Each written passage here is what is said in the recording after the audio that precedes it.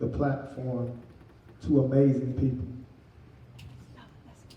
We talk about transition. Transition looks a whole lot of different ways, and you're going to hear one of the ways that looks today by Mr. Chad Mickles and his daughter, Alyssa. Give it up for him.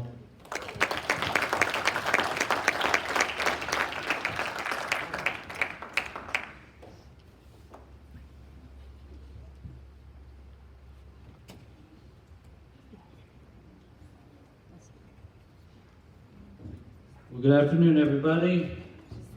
Oh, come on, I'm used to the elementary. Good afternoon, guys.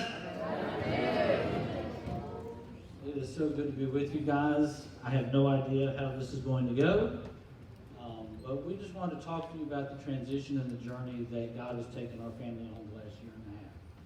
And so I've got my daughter Alyssa here, and she's going to be sharing some things of what it's like from a daughter's perspective and what it's been like for me. So to start off, she's just going to get y'all thinking with a couple of questions. Okay, so how many of you have found y'all in situations in the midst of like a struggle or a problem or difficulty? And y'all can raise your hands. Have these struggles ever made you doubt or question your faith in God? And maybe his plan, if he's even really there. Do you ever get frustrated, angry, or discouraged? I know there's got to be a lot more than just some of y'all that raise their hand. Do y'all ever feel insecure about anything in life? Do y'all ever just get tired of fighting? Y'all just ever want to just give up and be like, why God? Is this enough? Like, can you just chill, I guess? Are y'all ever afraid of the future? Yeah, these are all questions that I struggle with on a daily basis. They run through my head all the time, whether you guys know it or not. I try to keep a smile on my face 24/7, even though sometimes I can't.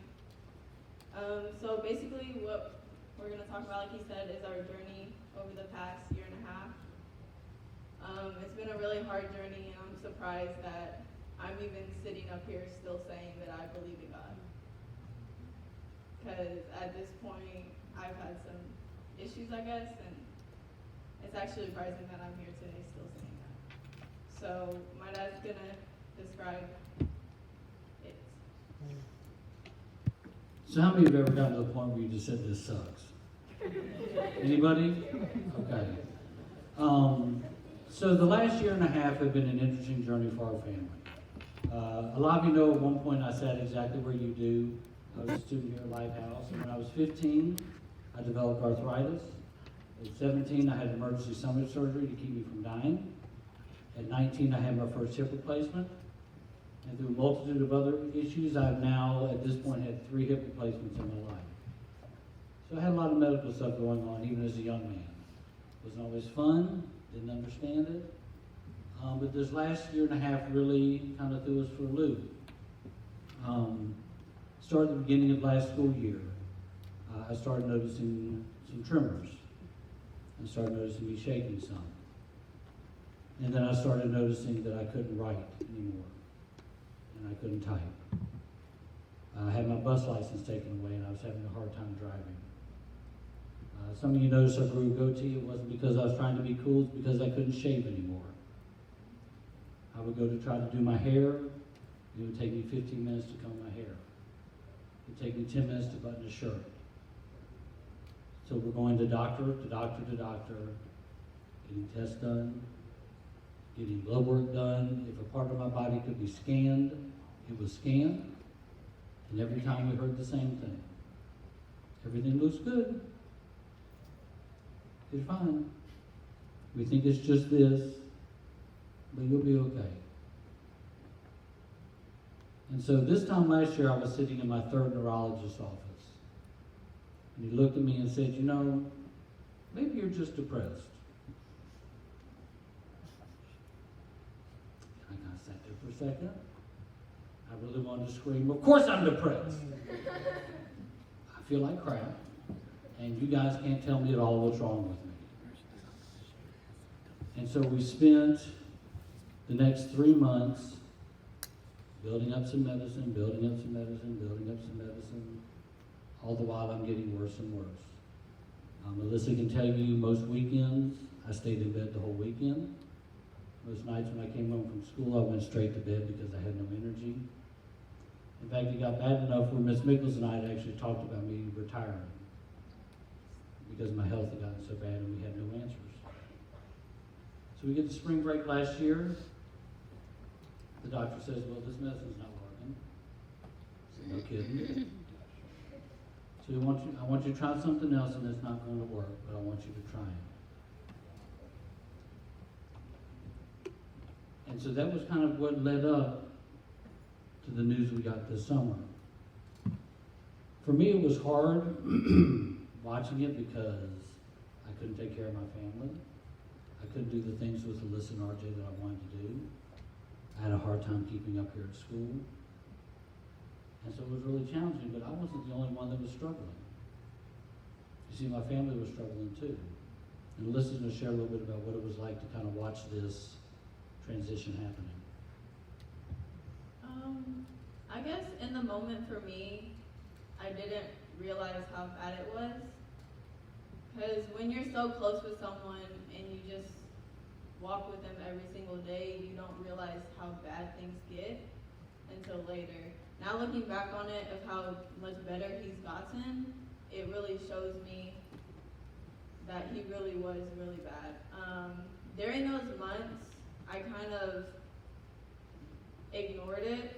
I tried to stay out of the house as much as I could, and when I was at home, I would stay in my room, watch Netflix. I was just trying not to pay attention to it. So even some of the things he was saying, like, I didn't notice until now because I just tried to stay away from it. I didn't want anything to do with it. I wanted to hide from it, run from it, because it was really hard to watch your dad get worse and worse, and there's nothing you can do about it. I'm one of those people that wants to help everybody in the way I can, and I couldn't help him in any way, and it hurt. And it was scary because it was like, is my dad going to be okay? Is he going to make it? What's going to happen to our family? I basically just tried to run from it like I do with all my feelings. So, yeah. So that takes us to the appointment last April when he said he wanted me to try some medicine. It's not going to work, but try it. So we tried it. Within 3 days, I started to feel better. Started to be able to do things again. I had people coming up to me saying, wow, you don't look like you're dead. What happened? You look awful. You look like you were 90 years old. Why? Are you feeling better? Yes, I'm feeling better. Thank you. That's wonderful. And so they sent me to a special clinic at Vanderbilt this summer in June. And they did all these tests on me, and the doctor came back in and said, you have Parkinson's. How many of you have ever heard of Parkinson's disease? Most people think it's just a disease that people do what? Shake. But it's so much more than that. It causes you not to have the ability to move and do different things.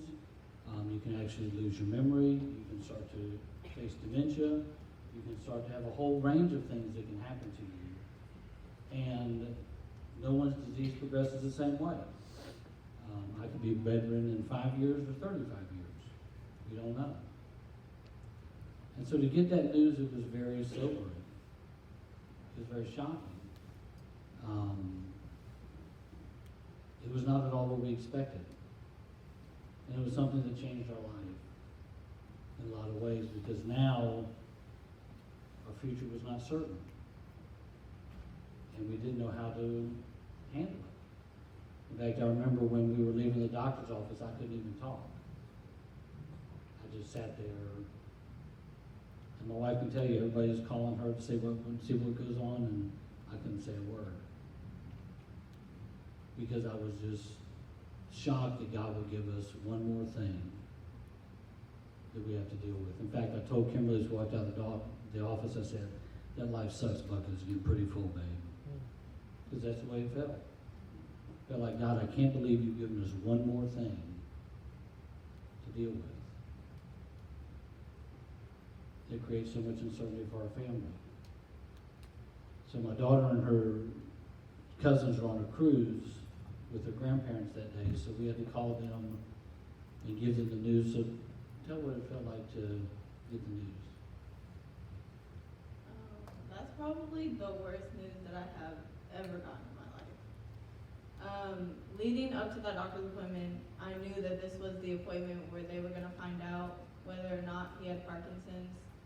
And I just remember many times just either sitting on my bed or sitting in the car, and I would pray to God and I would literally beg him not to let my dad have Parkinson's.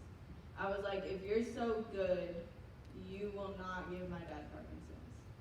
I was like, he already has arthritis, he's had to deal with stomach issues, he's already in pain for the rest of his life. There's no way that you would give my dad Parkinson's. And then we got the call while I was on the cruise. And in that moment, I just felt numb. Like, I couldn't believe that this was actually happening. And as I was away from the cruise, like, I couldn't talk to any of my friends like I wanted to. I couldn't hug my family or hug my friends. I was just there in the middle of the sea by myself. And that really, like, I just went numb from everything, I guess. And through this, I've had to realize that God doesn't always answer our prayers, even though you really want them to be answered. And once again, I just ran from my feelings. I decided to put that to the back of my mind, enjoy my cruise, and just not think about it. So for that week, I didn't think about it. And then I got back, and reality hit. And we had to have some tough discussions as a family of like what's gonna happen. The next few months were pretty rough for me. I was running from my feelings. I didn't want to accept that my dad had this diagnosis. Because the reality of this diagnosis is that it will kill him one day earlier than he's supposed to die. And it's not even that, it's watching him go through so much pain before he even dies. Like, he's not even gonna be able to take care of himself by the time he's gone. We'll probably have to put him in a nursing home because we won't be able to take care of him for anymore. It's gonna be a lot of money and stress on our family, and we don't know when this is gonna start happening. Like he said, it could be in 5 years or it could be in 30 years. Because they don't know a set time for when this diagnosis will get bad. It wasn't until like September that my feelings became overwhelming. I just remember at retreat, I don't really remember what they were talking about, but I just remember it hitting me so bad that I literally went to the back and I broke down and was bawling because I couldn't keep it anymore. And I didn't know what to do, who to talk to. In this type of situation, I've never felt more alone than I have in my entire life. Because nobody that I know is a teenager who has a dad with Parkinson's. Parkinson's is so rare, and it's even more rare to have it at such a young age as like my dad has it. And so there's no one that I can talk to about this. There's no one that can comfort me and understand what I'm feeling. And all I can do is just share my feelings and hope that they understand, but they'll never really understand what I'm going through. And so as we started this battle, I remember having a conversation with God where I looked at him and said, really? Really, God, this is what you're going to do to our family? Because she's right, there's no cure. I can slow it down with exercise, which I hate. I hate it. I know I didn't do it for 40 years. And medication. I take a minimum of 25 pills a day just to keep going and doing what I need to do. So very much we were asking, when is enough enough? Have any of you ever asked God that? It's just like, God, seriously, when do we get a break? When does it stop? When do we not have to keep fighting this battle over and over and over again? And I've got notes here so I can keep my train of thought, because that's another wonderful thing about Parkinson's, is you lose your trains of thought sometimes in the middle of a sentence. And there were many days where, I remember telling my wife, I sat on the bed, I said, babe, I'm so tired of the fight. I'm so tired of feeling this way every day, with my family going through this every day, and there's no end in sight. Short of a miracle, I'm only going to get worse. This was a very sobering thing to think about. Very hard thing to think about sometimes. Not just for me, but for my children. Alyssa, as we were talking, talked about what she thought about God's plan. So I'm gonna give y'all a little backstory about like the past 5 years of my life, somewhere like that.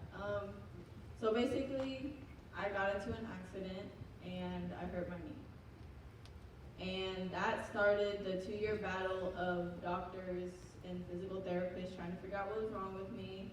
No one could figure out what was wrong with me. So during that time, I used to do swimming, and I love swimming with all my heart. But during those 2 years, I couldn't do it like I loved because I was in so much pain. So eventually they figured out what was wrong with me. I got surgery, and I got better. And then I ended up hurting my shoulders because I used my shoulders so much when my knee was out that it ended up damaging my shoulders. So that was more therapy, more doctors, and then eventually I just had to call it quits on swimming. And that was literally my life, because that was little over 10 years of my life that I poured into swimming. I was like, I'm going to go to college one day and swim. And I was like, great, now my plan has failed. And then last year,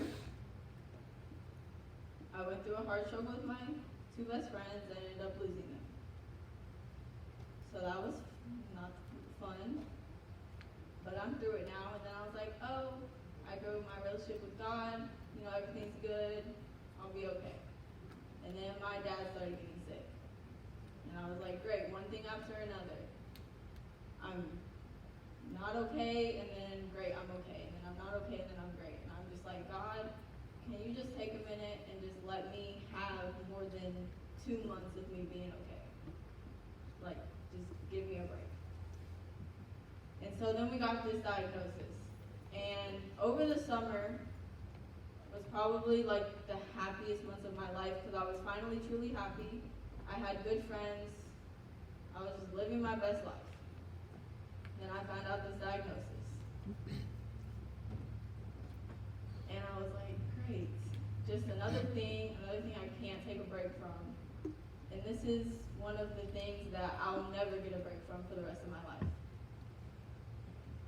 And so it's like, great, now I'm never truly gonna be happy. But that's not true, because I can move past this and trust that God has a plan with this disease, and then just work through it as I can. I've even started to notice how God has used this to help my dad in his life. You can talk more about this later, but he started a blog, and he started like support pages to help people. And I'm like, okay, maybe this is why you let this happen. But not only on top of finding out this disease, my aunt lost her 2 kids this year. So that was even more hard on our family. We were having to deal with this diagnosis and help my aunt as she lost her 2 kids. This Christmas was full of tears and joys as we were just remembering everything that happened. And it was a hard year, and I have sat there and screamed at God. And it's okay to scream at God. It's okay to have those tough conversations with him of, why the heck are you doing this, God? What are you doing? And it's okay to have those tough conversations. as long as you don't forget him in those conversations. The only thing that I did different this time than I have during all my other trials is I never stopped loving God. I just kind of pushed him to the side and was like, you let this happen, let me figure this out on my own.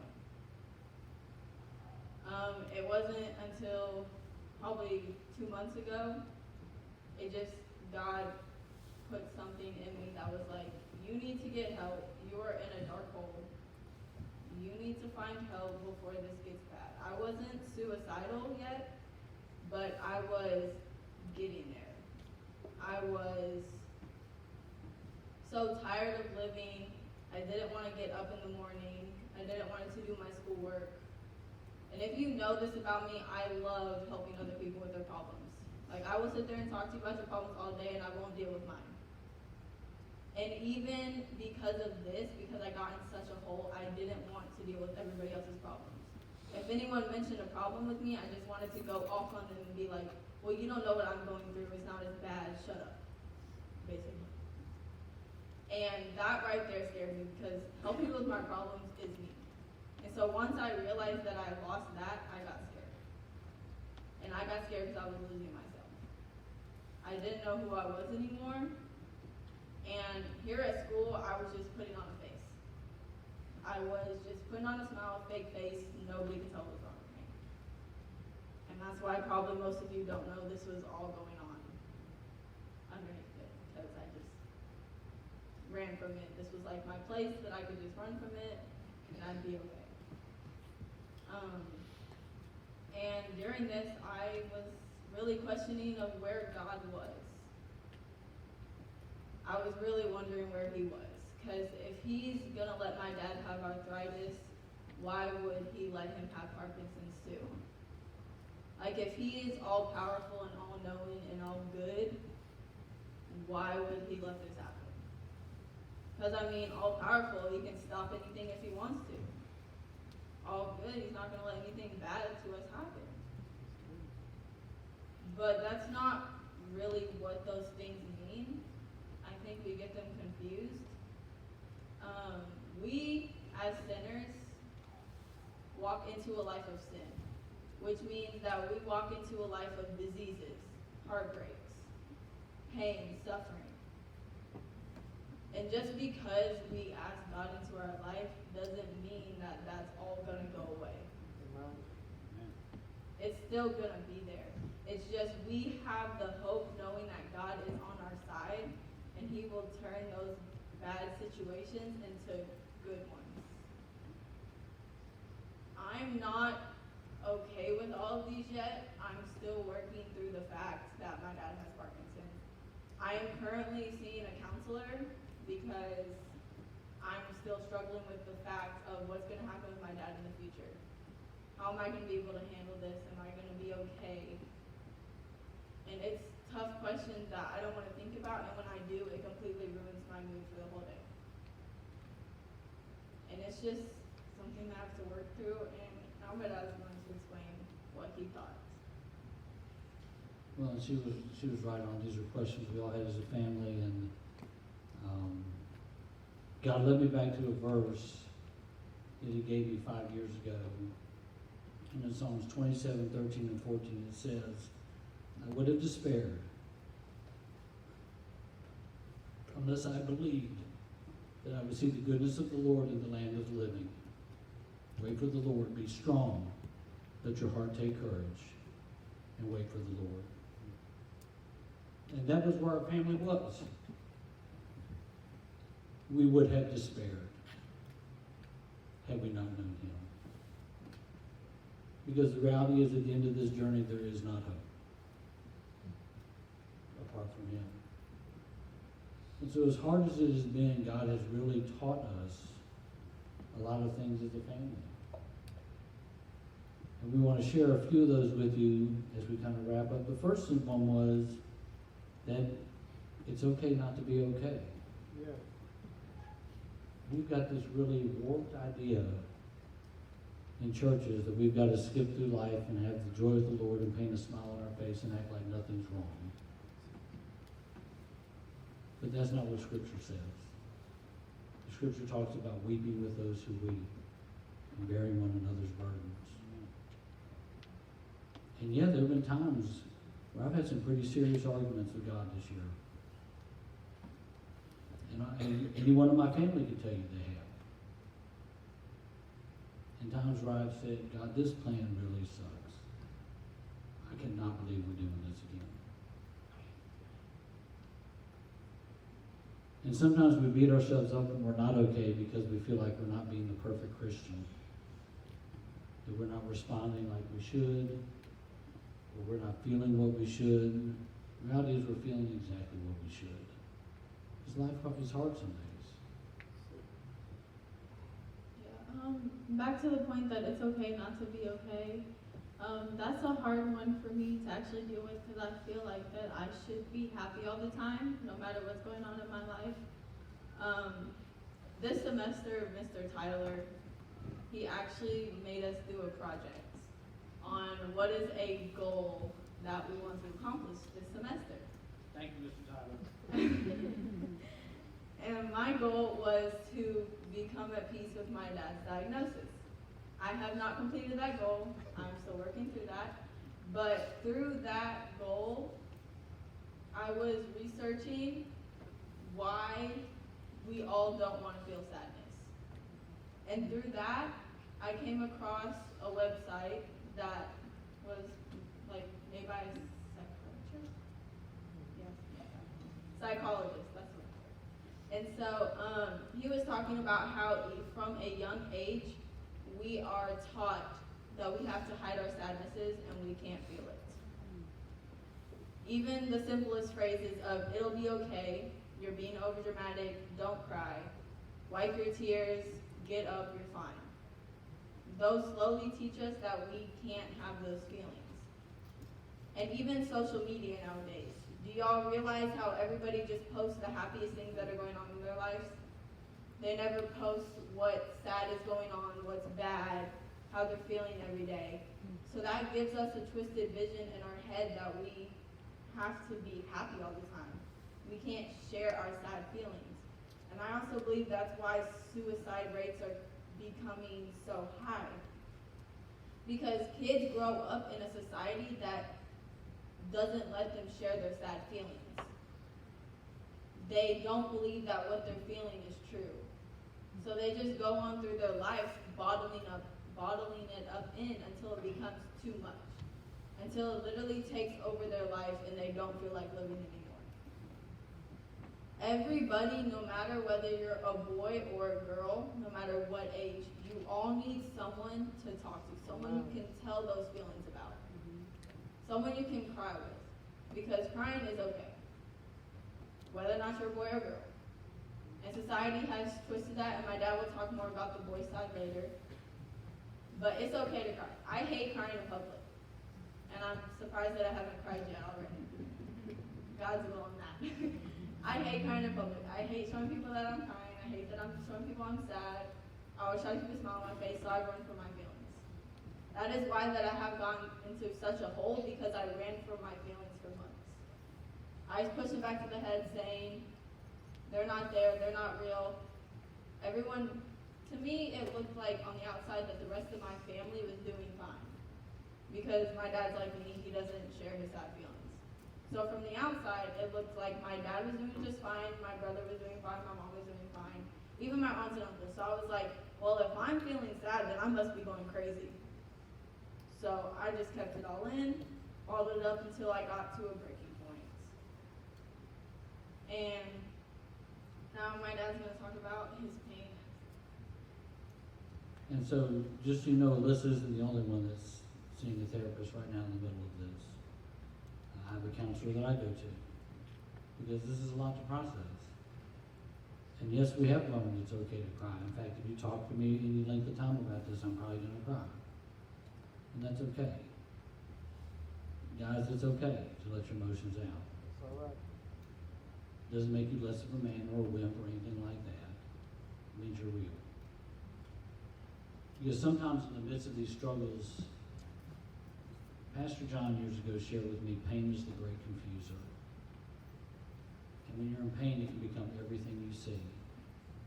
It could be the problem that becomes so overwhelming that you can't see anything else. And so through this journey, we were left with the simple question, can you trust me? And that was a hard question to answer. I wish I could say that every day and all the time I do trust him. But there's still a lot of days I have fears, like Alyssa's talked about, a lot of days I have doubts. I worry about the future. And so it's a day-by-day, moment-by-moment decision of can we trust him in the midst of this battle? Some days the answer is yes. And honestly, some days my answer is no. Because it's hard to see what he's doing. And Melissa will tell you through this, and I'm going to put her on the spot here a little bit. Am I always easy to live with? Does this sometimes create difficulties in our family?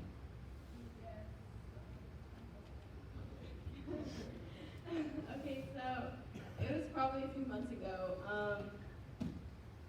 I had come home from work and I was grumpy because it was a bad day at work. And I don't really remember what the argument was about, but it was an argument, and it was a stupid one, something that should have not have gone this big. And I just remember my dad basically going off on me. He was yelling at me for no reason. I was like, what did I do? I just came home from work. I'm sorry, I'm grumpy. So I went upstairs, and there's something about to a girl when your dad yells at you, like it hits you different. Yeah. And like it really does hit you. And I'm gonna be honest, I went into my room and I started crying my eyes out. And I was just like, great. And then I sat there and I was like, oh crap.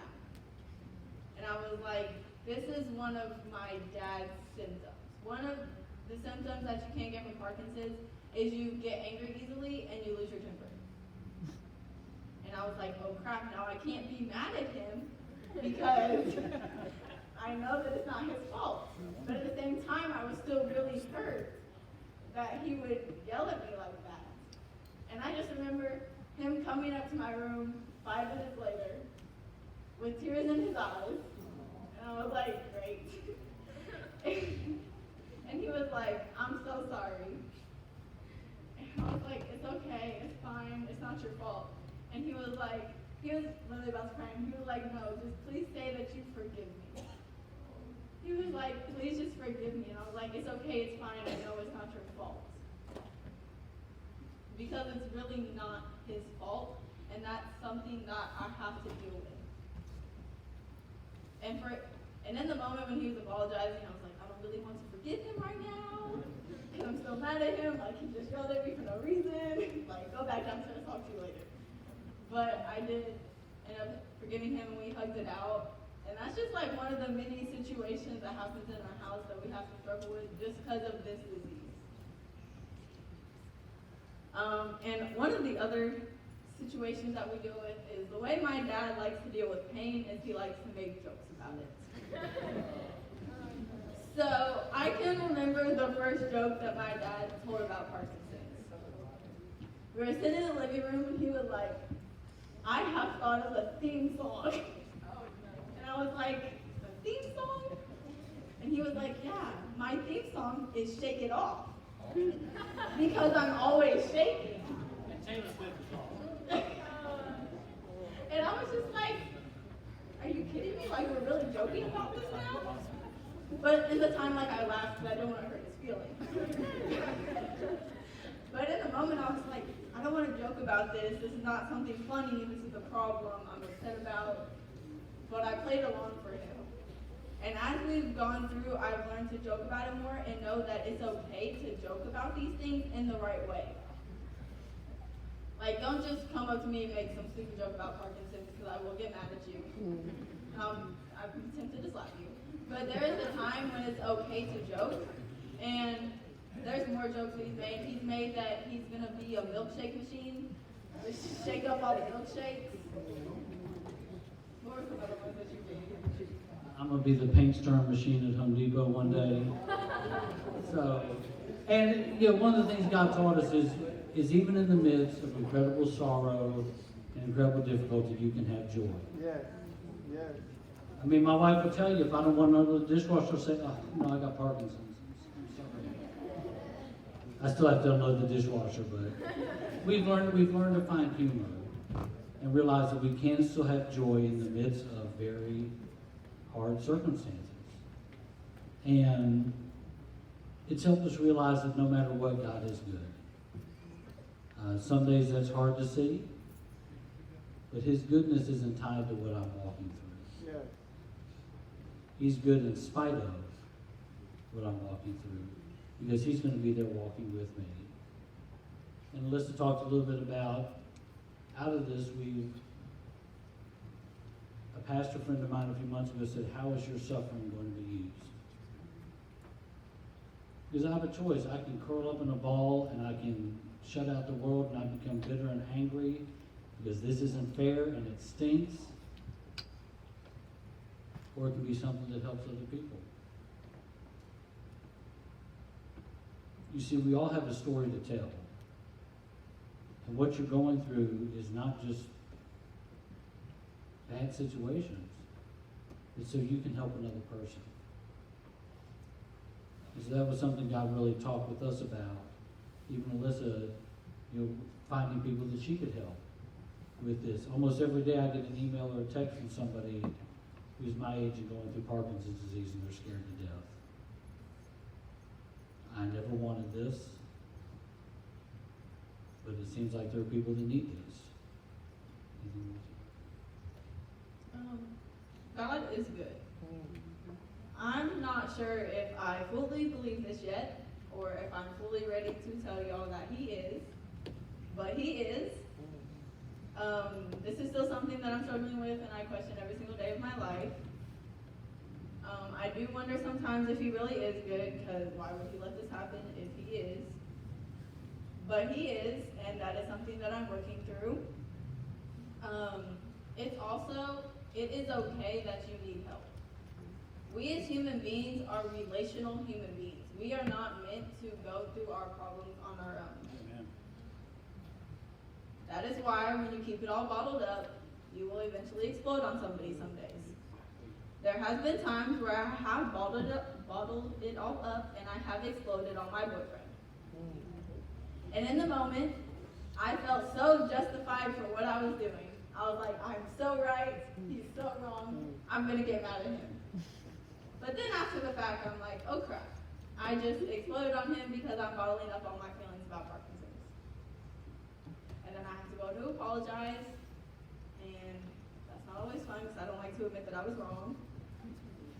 But it is okay to get help, even as boys or as girls. No matter what the situation is, big or small, it's okay to get help. God only gives us so much that we can handle. Like, He's not going to give us more than we can handle. So to some people, a little situation is too much for them. And some people, they can handle bigger situations, and that's okay. But like I tell all of my younger cousins and my younger friends, find an older person that you can talk to about anything. Don't make it your best friend, because your best friend is walking through the same things that you are. They're not going to know how to give you the advice that you need. Talk to someone who has walked through life more than you have. For me, that is my Aunt Karen, my dad's sister. She is my, I don't want to say favorite aunt, but the one that I go to the most. We have coffee dates all the time, and I just tell all my feelings to her. She doesn't judge me. She gives me advice, even if she thinks I'm stupid. And it's a person that I can go to who's not my mom. I love my mom to death, but there's something with girls and mom, like, we don't want to tell some things to our mom because we're like, she's going to be like mad at us, I guess. So always having an older person to go to is good. And like I tell my small group girls, I tell them that you can come to me for anything. You can be like, hey Alyssa, I just need to talk, and I'll be like, okay, cool. And I'm opening that up to all of y'all. If any of y'all have a situation that you just need to talk about, I'm here. I'm not going to judge you because I have done a lot worse things than you probably can imagine. I am here for you guys, whether you know me or not. Even if you don't know me, you can introduce yourself and then be like, hey, I just need to talk. And I'll talk. And then if you never want to talk to me again, that's fine. But I'll be there to listen. And I'm sure a bunch of the teachers here, male and female, will be willing to sit down with you and just talk. I know my dad will be, of course. And so you just kind of wrap things up. You know, Liz and I were talking about Bible stories, and we were talking about the stories of Job and about Joseph. One of the things I love about the story of Joseph is every time there's a tragedy or something difficult, the sentence starts, but God. And so for us, that's our story. I have Parkinson's, but God is with us. And so as we thought about this, we know the theme is even when. And so Liz and I came up with a couple just even when statements we're just going to take turns reading. Can I start one with you? And some of these things that we're going to say, I don't fully believe 100% yet. So like I said, I'm still walking through this journey. This is not a, I've completed this journey, I'm done, I'm good. This is a, I'm still in the middle of this journey. So even when I am hopeless to help, He will help us. Even when I am in pain and tired of fighting, I will trust Him. He is the great physician, and He will give me the strength to keep fighting. Even when I am angry at Him, He still loves and cares for me, and He understands. Even when my body is failing, His grace will be sufficient, and His power will make perfect in my weakness. Even when we do not understand, He does, and He knows what to do. Even when I am facing an uncertain future, He knows the plans He has for my life. Even when we are overwhelmed with stress, as many of y'all have because of school, He will provide peace and rest. Even when my mind is failing, He will not forget me or His promises. Even when I have no answers, He knows everything, and His answers are the best. Even when I can't go any further, He will help me to take the next step.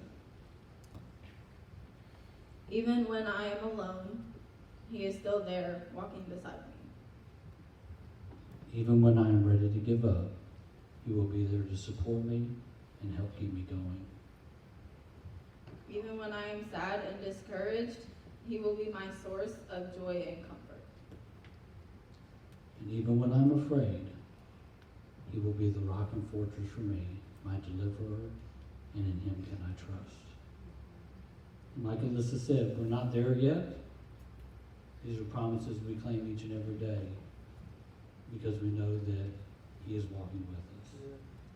So Pastor Mike, turn it over to you. Thank you guys for listening.